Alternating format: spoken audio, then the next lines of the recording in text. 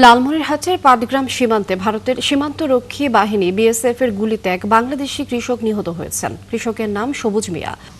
দর্শক, লালমনিরহাট সীমান্তে বিএসএফ এর গুলিতে বাংলাদেশি কৃষক নিহতের বিষয় বিস্তারিত জানাতে যুক্ত হচ্ছেন সহকর্মী মিলন পাটোয়ারি।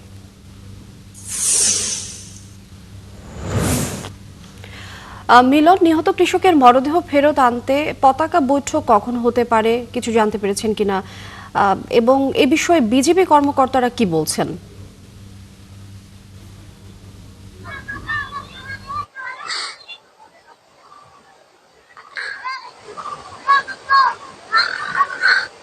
লিনিয়া সীমান্তে নিহত বাংলাদেশি কৃষক সবুজের লাশ ফেরতের জন্য বিজিবির পক্ষ থেকে কয়েক দফা পত্র প্রেরণ করা হয়েছে, কিন্তু পরবর্তীতে দেখা গেছে যে বিএসএফ কোনো প্রকারে সাড়া দেয় নাই।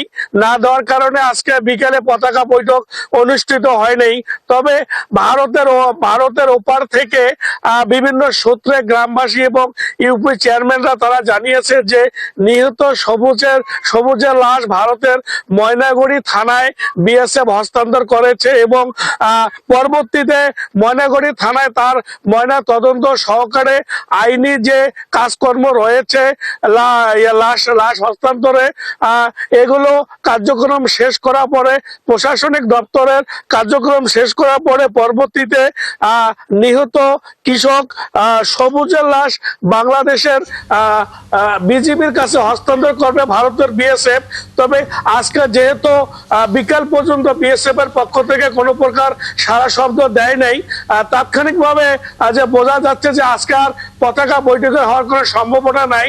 আগামীকালকে হয়তোবা দুপুরের পরে পতাকা বৈঠকের হওয়ার সম্ভাবনা রয়েছে। তবে সীমান্তের নিহত মিলন পাটোয়ারি, ধন্যবাদ আপনাকে। দর্শক, লালমনিরহাট থেকে সহকর্মী মিলন পাটোয়ারি যুক্ত ছিলেন আমাদের সঙ্গে এই মুহূর্তে।